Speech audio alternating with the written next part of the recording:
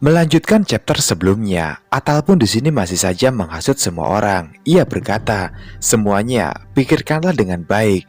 Tindakan dari Tangsan sangat mencurigakan, bukan? Dia pasti menyembunyikan sesuatu dari kita semua. Aku yakin sekali hal itu." Orang-orang pun beberapa dari mereka mulai terhasut.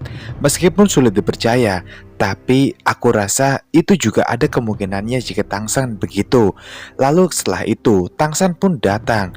Ia pun nampak sangat marah. Atal berkata, "Jadi tidak ada waktu yang bisa dibuang.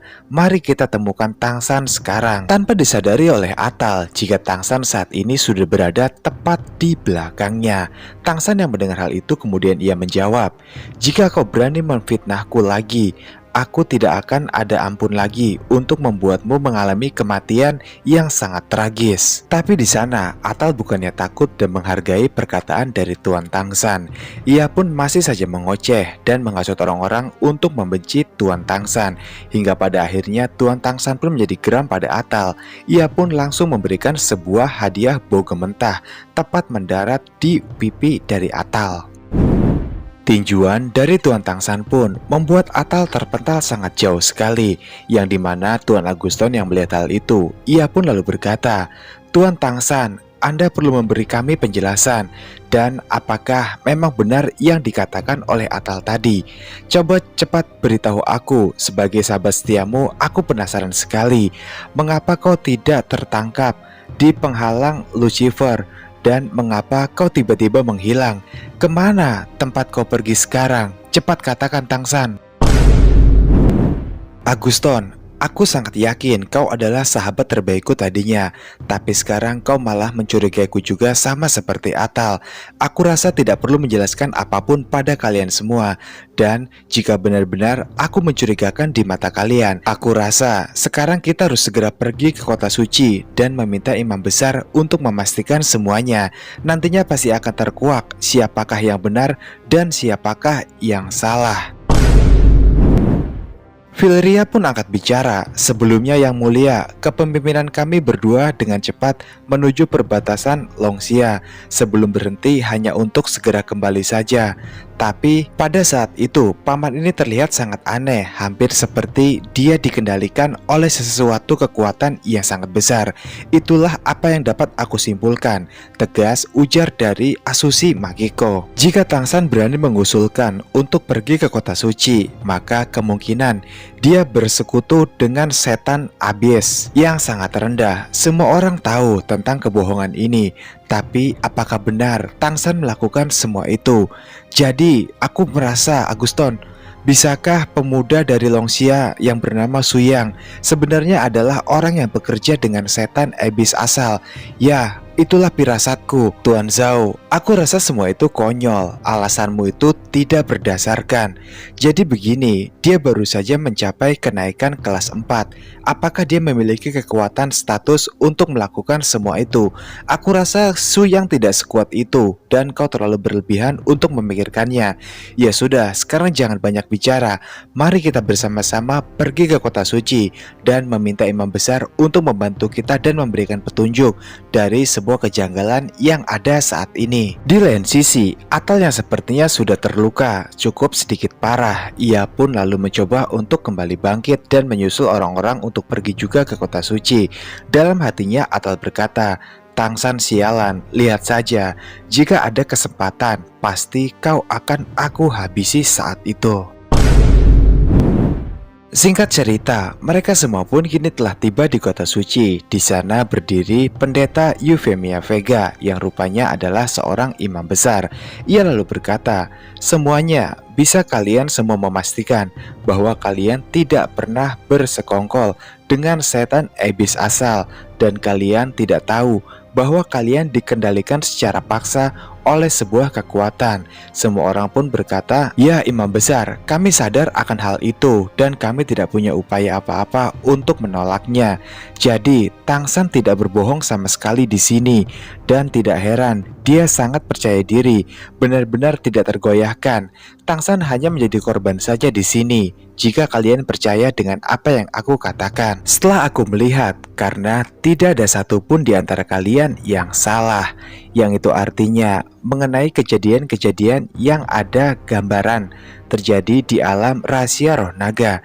Didapatkan Anda memastikan bahwa tidak ada kebohongan di dalam pernyataan seorang Tangsan. Valeria lalu berkata, ini bukti jika saya tidak menyangkal imam besar yang suci memiliki kemampuan seperti itu. Dan menurut Nona Asushi Makiko, Suyang, bukannya aku tidak ingin menyembunyikan hal ini darimu, tapi keterampilan imam tinggi terlalu besar dan tidak adil menurutku jika aku tidak jujur. Mendengar pernyataan dari kedua orang itu, Tuan Aguson pun berkata, Valeria, berani sekali kau berbohong padaku. Cepat katakan yang jujur. Tuan Zhao pun, ayah dari Asushi Makiko, juga ia berkomentar, Makiko Asushi, apa yang kamu sembunyikan? Jika kamu tidak mengatakan kebenaran sekarang, aku tidak akan membiarkanmu maupun ayahmu untuk memohon untukmu.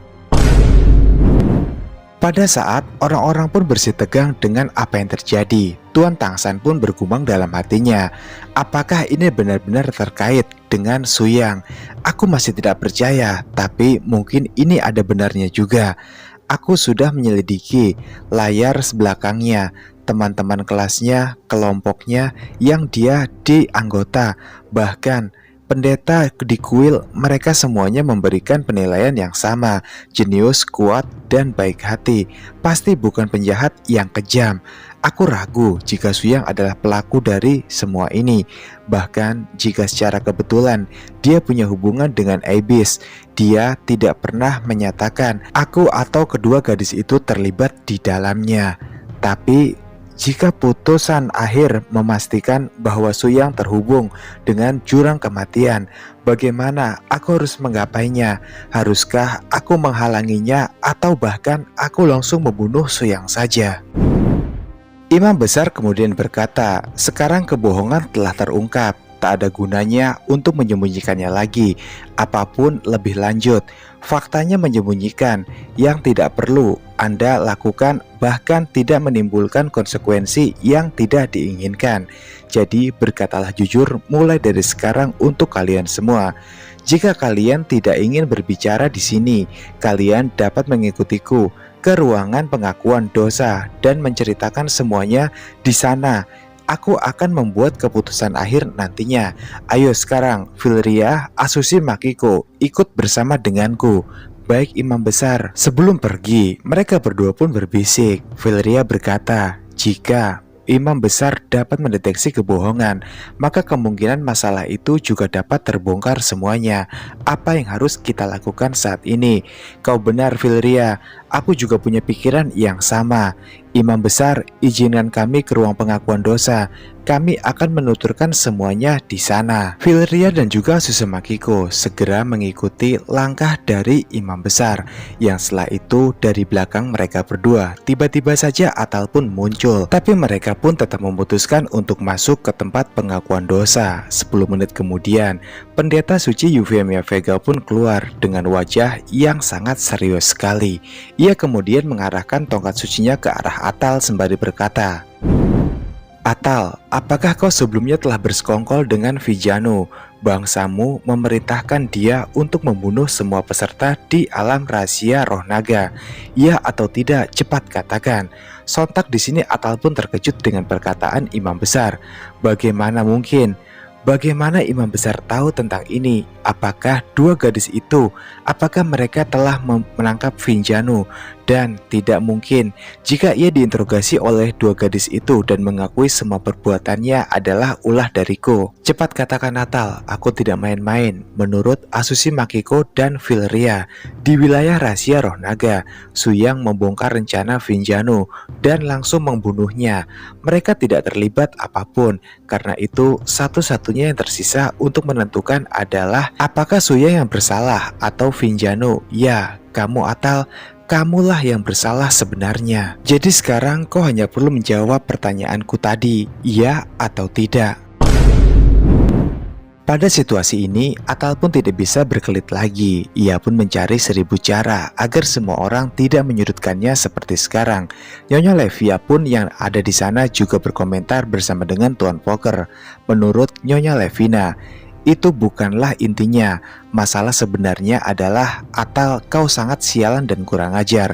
kau yang berencana di belakang kami untuk menghabisi kami semua. Sedangkan Tuan Poker berpendapat, bukankah Suyang hanya tingkat kelas 4?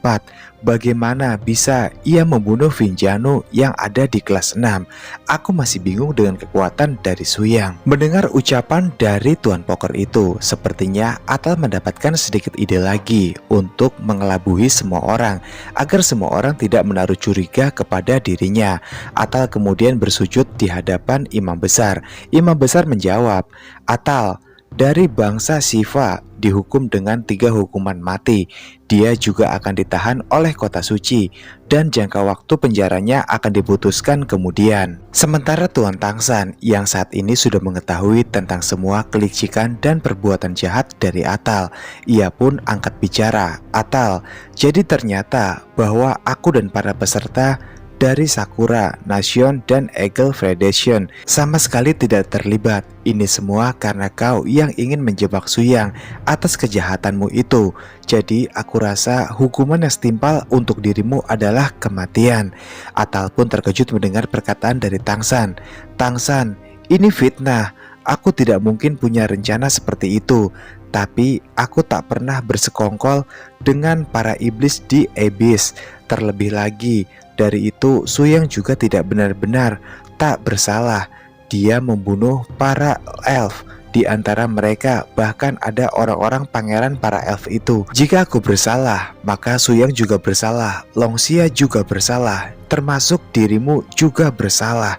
Kejahatan bangsa kalian menghalangi pembentukan aliansi elf dibandingkan dengan kejahatanku. Kejahatan kalian jauh lebih buruk. Kalian adalah pengkhianat yang sebenarnya. Dan ternyata ucapan dari Atal itu pun membuat emosi dari Tuan Tangsan sudah tidak dapat ia redam lagi. Segera di tempat itu ia pun langsung meninju Atal di hadapan pendeta suci. Yang itu artinya Tangsan benar-benar marah dan tersinggung sekali dengan perkataan dari Atal yang mengatakan jika kota Longxianya adalah kota pengkhianat dan juga semua penduduk yang ada di dalamnya. Sambil terus meninju Atal, Tangsan pun berkata, matilah kau pengecut. Aku sangat tidak ingin orang sepertimu berlama-lama ada di dunia ini. Yang dimana di lain sisi, rupanya Suyang pun memperhatikan apa yang dilakukan oleh semua orang-orang ini. Suyang pun hanya bisa berkomentar sembali melihat apa yang sedang terjadi. Bangsa Siva bergabung dengan setan. Bukankah itu sama saja dengan terjadi perangkap di antara mereka?